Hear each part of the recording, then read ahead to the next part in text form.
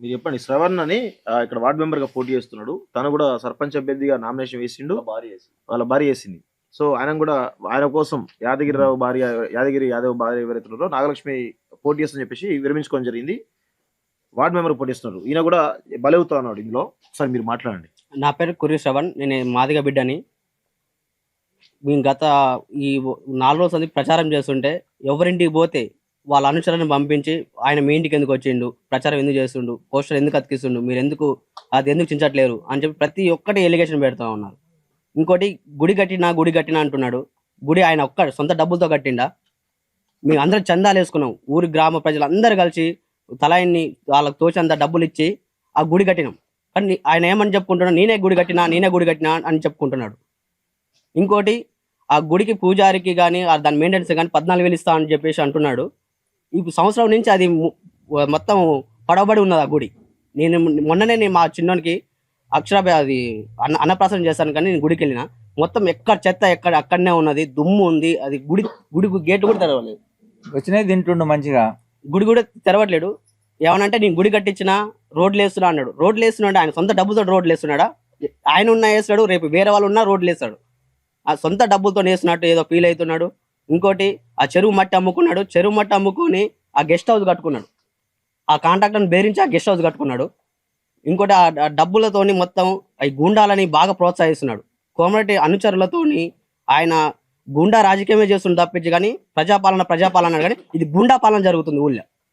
ఇది ఒక్క ఊరే కాదు, 3 గ్రామ పంచాయతీలో కూడా గుండా పాలన జరుగుతున్నది. ఎక్కడ చూసినా ఎందుకు పోస్టర్ ఎందుకు వేస్తున్నారు, మీరు ఎందుకు ప్రచారం చేస్తున్నారు, మీ ఎవరైతే ఇంటికి పోతున్నామో తక్షణమే ఒక 5 నిమిషాలలో ఇంటికి పోతారు, ఎందుకు ఏమన్నమాట చెప్పు అని చెప్పి ప్రతి ఒక్కటి వ్యతిరేకంగా మాట్లాడుతున్నాడు. ప్రచారం చేయనియట్లేడు, చేసినా ఓరవట్లేడు. ఓడిపోతాను భయం అవుతుందేమో నాకు తెలిసి. ఓడిపోతా అని చెప్పేసి 100% భయం అవుతుంది. ఆయనకు ఒక్కడ వణుకు పుడుతుంది.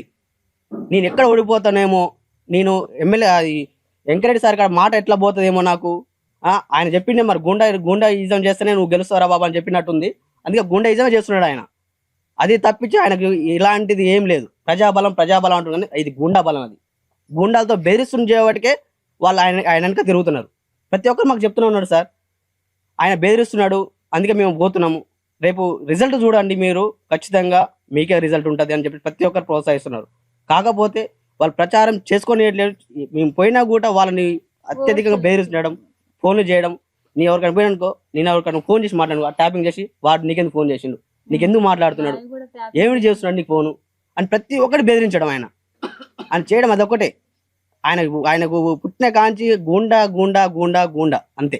ఆయన చేసిన దానిలో ఏం లేదు, మంచి పని ఎలాంటిది లేదు.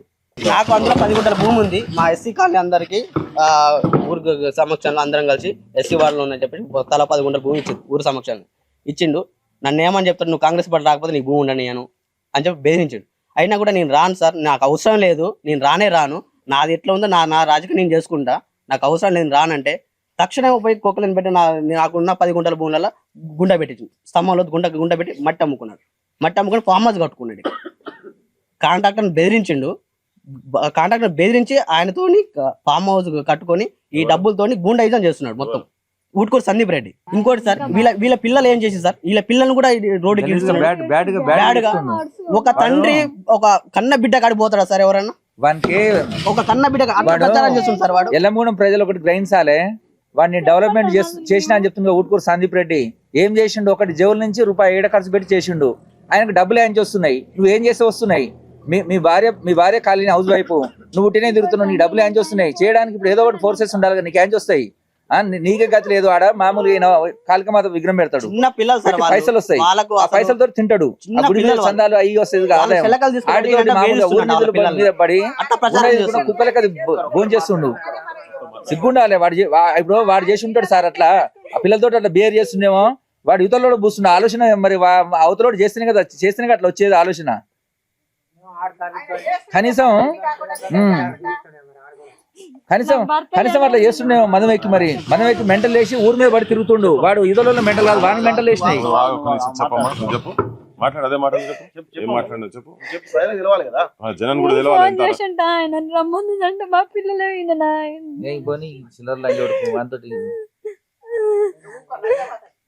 కోరంబుకు లంజోడుకు వాడు ఓడిపోతాడన్న భయంతో కవరం బట్టి కొట్టుకుంటుండు వాడు. మా యాదవ్స్ అందరు గెస్ట్ అందరు కన్నీళ్ళు తెచ్చుకున్నారంట.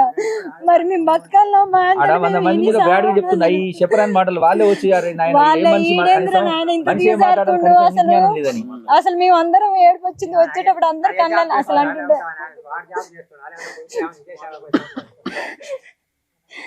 ఆడవాళ్ళు పిల్లలు ఆయన ముఖం కూడా తెలియదు మా పిల్లలకి.